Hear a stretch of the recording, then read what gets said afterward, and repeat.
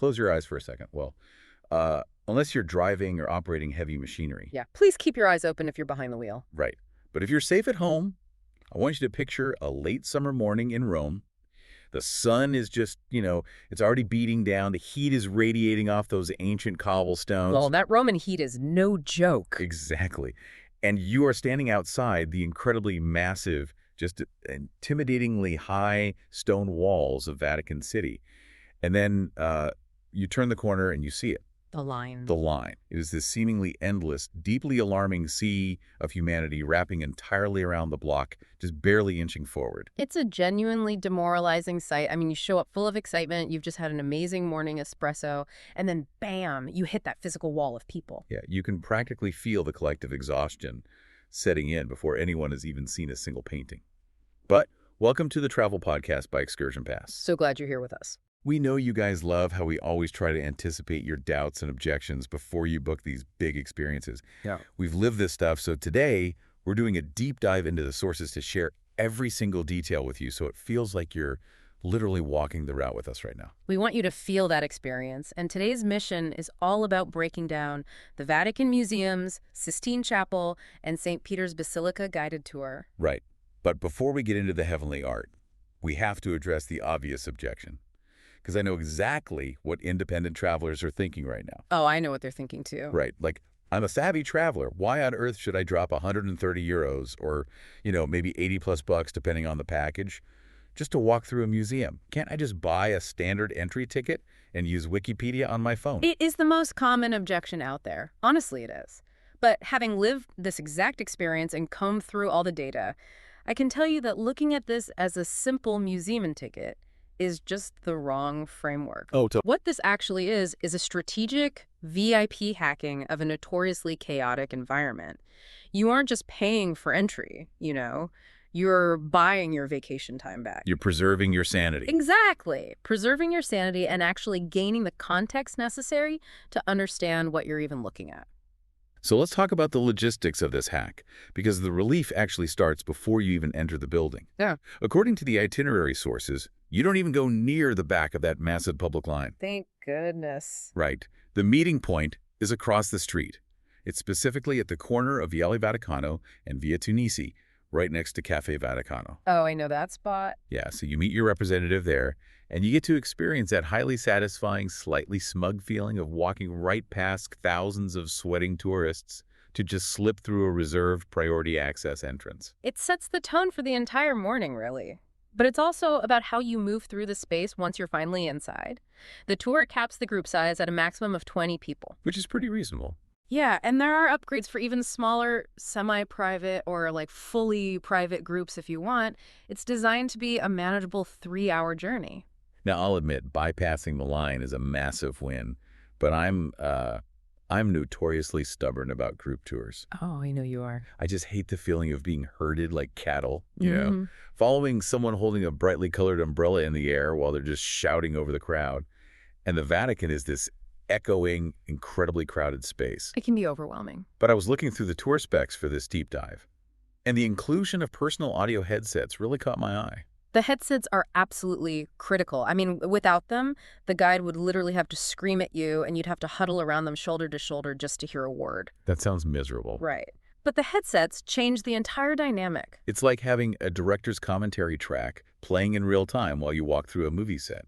You put the earpiece in, the ambient chaos sort of fades out, and the guide speaks in a normal conversational tone right into your ear. Exactly. You can wander 20 feet away to examine a statue, and you just don't miss a beat. But the technology is really only as good as the voice on the other end of it, right? Oh, 100%.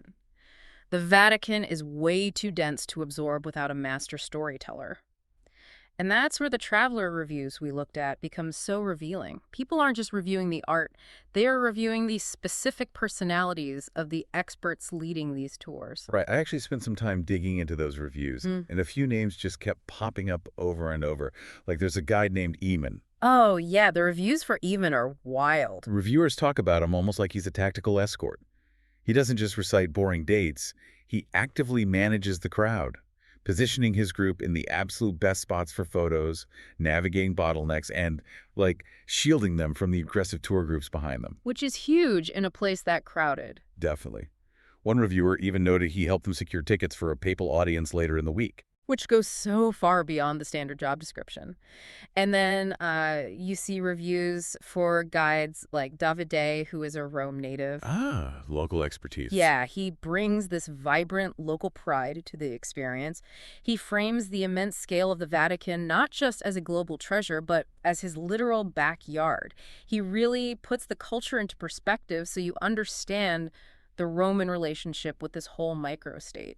And if you are there for the deep historical gossip, there are guides like Lorelei, she's an art history student, and the reviews just rave about how she decodes the complex symbolism everywhere. That is so crucial. Because without someone like Lorelei, you just walk through the Vatican and think, wow, those are some really old, pretty paintings. Exactly. If you go in there alone with just a free map, it is the equivalent of walking into a magnificent ancient library and only looking at the spines of the books. Oh, that's a great way to put it. Right. Like, you can appreciate the gold lettering on the spine, but you have absolutely no idea what the stories are. The guide is the person who pulls the book off the shelf, opens it up, and reads it to you. That is a perfect analogy. And the stories they read to you are wild. Take the petty Renaissance rivalries, for instance. Oh, the drama. So much drama.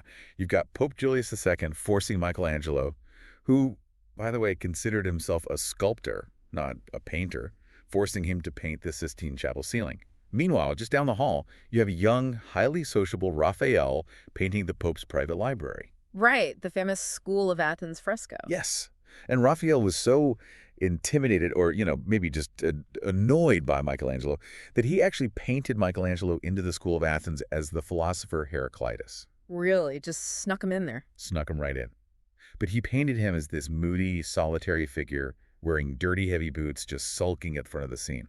When a guide points that out to you, suddenly it's not just a dusty masterpiece. It's a 16th century diss track painted right on a wall. That is exactly the kind of context that brings the stone to life. So armed with that kind of Renaissance gossip in your ear, you actually start the physical route. And the itinerary usually brings you first to the Cortile della Pina, the pine cone courtyard.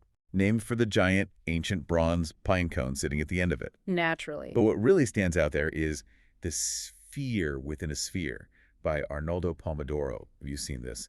It's this gleaming, fractured, highly modern bronze globe sitting right in the middle of this ancient architecture. It's striking for sure. I always wondered why the Vatican, which is so obsessed with antiquity, would place a piece of 1990s modern art right in the center of their courtyard. It's actually a brilliant juxtaposition. The Vatican wants to visually communicate that it isn't just a tomb or a time capsule, right? It is a living, breathing institution that continues to collect and commission art through the ages. So it creates this dialogue between the old and the new. Exactly. This fascinating dialogue between ancient Roman ruins and contemporary thought. Okay, so from there, the route pushes you into the deeper galleries, including the Galleria del Cartographiche, or the Gallery of Maps.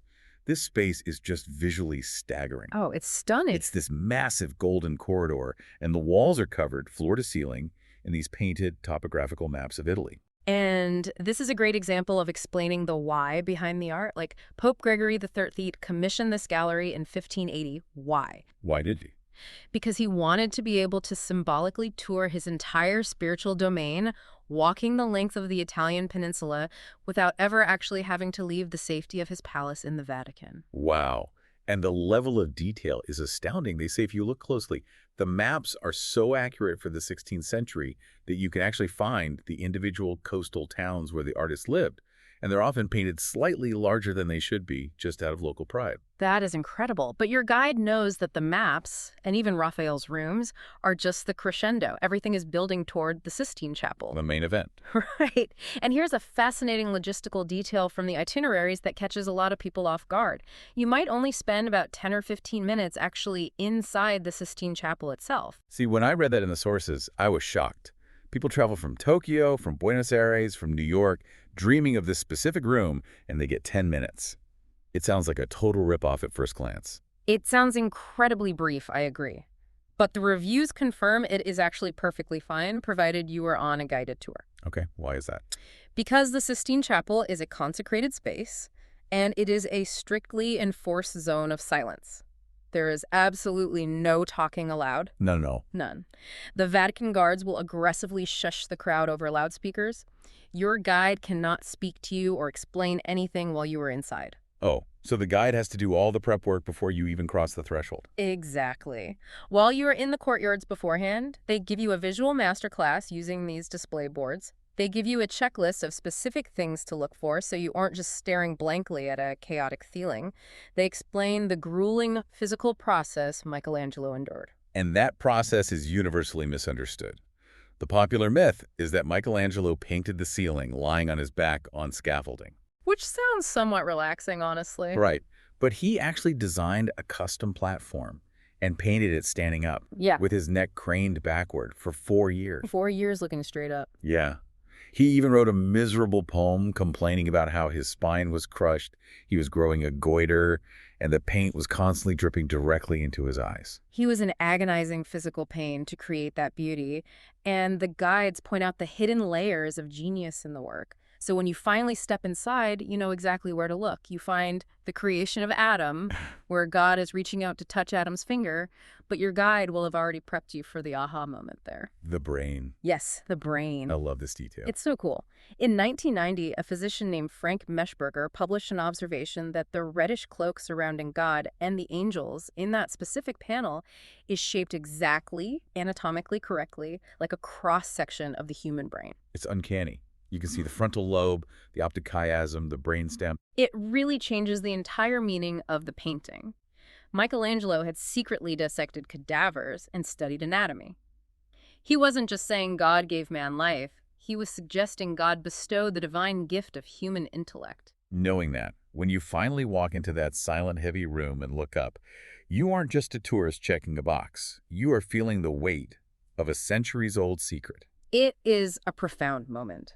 But eventually, you do have to exit the chapel. And this is where we hit what I consider the absolute greatest tactical advantage of this entire booking. It's the secret hack that justifies the price tag all on its own. Ah, the Scala Regia passage. Right. If you are an independent traveler with a standard ticket, once you finish the Sistine Chapel, the route forces you to exit the museums entirely. You are dumped back out into the blazing Roman heat. Back into the fire. Yeah. And if you then want to see St. Peter's Basilica, which is right next door, you have to walk around the walls, go to St. Peter's Square, and get into an entirely new, completely separate security line just to get into the church. Which can take how long? Oh, easily another hour or two. It is a nightmare scenario. You've just walked for 3 hours, your feet are throbbing, and now you have to stand in the sun in another massive queue just to see the church. But because you are with this specific officially sanctioned guided tour, your guide has access to the Scala Regia. It is an exclusive, subtle doorway located directly at the back of the Sistine Chapel. So it bypasses everything. Everything. It connects the museums directly into St. Peter's Basilica. You bypass that entire second security line in the square. You literally step out of the Sistine Chapel and right into the grandest church in the world. The amount of physical energy and time it saves just cannot be overstated. And it brings us to the grand finale of the tour, St. Peter's Basilica itself. The sheer architectural scale of this building is designed to make you feel tiny. It is difficult to even comprehend the dimensions until you are standing inside it. Just look at the baldacchino, right? The massive, twisting bronze canopy designed by Bernini that sits over the papal altar. From the doorway, it looks appropriately sized for the room. But when your guide walks you up to it, you realize it is nearly 100 feet tall. It's massive. That is the height of a 10-story building, just sitting inside a church. And the history of that bronze is another incredible story the guides share. The Pope actually ordered the bronze to be stripped from the portico of the ancient Roman Pantheon to build that canopy. Talk about recycling. Well, there's actually a famous phrase coined by the Romans at the time, mocking the Pope's family name, Barberini. They said, "What the barbarians didn't do, the Barberini did." Oh, that's harsh. But it's just layer upon layer of history. And of course, you also get to stand before Michelangelo's La Pietà, the sculpture of Mary holding Jesus after the crucifixion. Oh, it's heartbreakingly beautiful. It is. It's housed behind bulletproof glass now. But the way he carved the cold marble to look like soft, folding fabric and the deep emotional grief on Mary's face, it defies logic. And the beauty of this tour is that once the 3-hour guided portion concludes inside the Basilica, you don't have to leave. Your guide says goodbye, and you are free to stay inside the church as long as you want, exploring the side chapels at your own pace, or heading down into the crypts. It sounds like an absolutely flawless morning. Yeah. But to be responsible researchers on this deep dive, we have to look at the fine print. We have to warn you about the holy red tape because things can absolutely go sideways. They definitely can. Let's start with the rigid protocols. First, security is airport level strict. Really? Airport level? Oh, yeah. You must provide the mandatory full names for all participants in advance when you book. You cannot swap a friend in at the last minute if someone gets sick. If the name on your passport doesn't match the ticket, you will be denied entry. Well, good to know. The sources also point out a crucial accessibility restriction.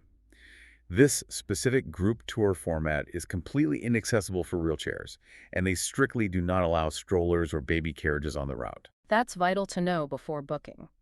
Families with small children or travelers with mobility needs have to seek out alternative, specialized private options. Right. But the biggest trap of all is something we call the Wednesday trap. Oh, this is brutal. It really is. If you look at the booking calendar and randomly select a Wednesday morning, you need to understand what you are sacrificing. Every Wednesday morning, the Pope holds his weekly papal audience in St. Peter's Square. So it's packed. Beyond packed. Because of this massive event, access to St. Peter's Basilica is completely shut down for standard tours. If you book for a Wednesday morning, you will get the museums and the Sistine Chapel, but the tour ends there. You will not get to see the Basilica. And it gets more precarious.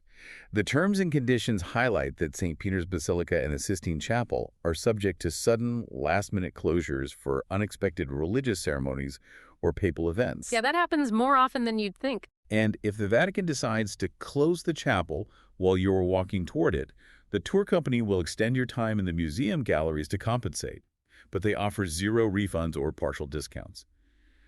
I have to say, I struggle with that. It's a tough policy to defend from a purely commercial standpoint. Right. I mean, I hear the explanation, but from a consumer perspective, if I've saved up for 5 years to take my family to Rome and I pay 130 euros a head and they just lock the doors to the Sistine Chapel an hour before I get there, I would be devastated. Eating that cost is a huge pill to swallow. It is absolutely devastating for the traveler, and I don't want to dismiss that frustration at all. But we have to contextualize where you are standing. Okay, fair. Vatican City is not Disneyland. It is not a theme park engineered to guarantee a specific customer experience.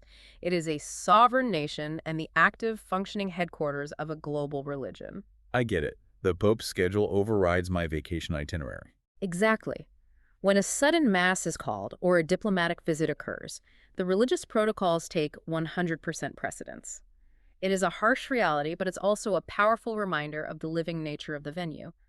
You aren't just walking through a dusty museum, you are walking through halls where global history is still actively unfolding. I suppose that's true. It's not a glitch in the system, it's a feature of visiting a microstate. But it really emphasizes why checking that calendar and reading the fine print is entirely non-negotiable. Absolutely non-negotiable. So considering all of this, the staggering art, the potential for closures, the heat, and the cost, what is our final verdict?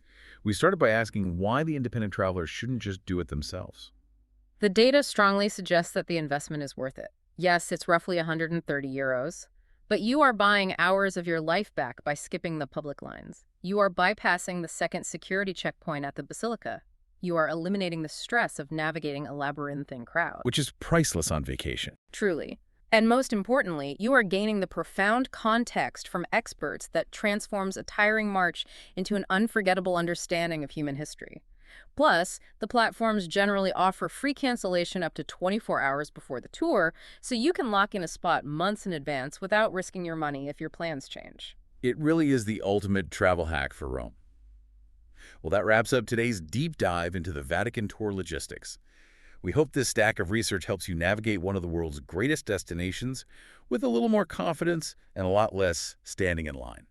But before we sign off, I want to leave you with one final thought based on everything we've unpacked today. We live in an era of unprecedented digital access, right? Oh, yeah. You can find anything online. Exactly. You can go online right now and pull up a high-resolution, zoomable, gigapixel photograph of the Sistine Chapel ceiling.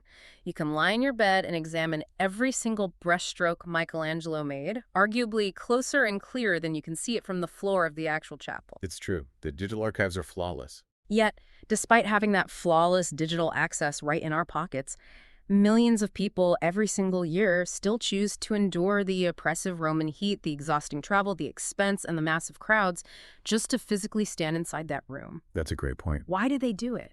What is that mysterious, enduring power of physical presence, of shared humanity, and of sheer architectural scale that no glowing screen will ever be able to replicate? Something to mull over as you plan your next adventure.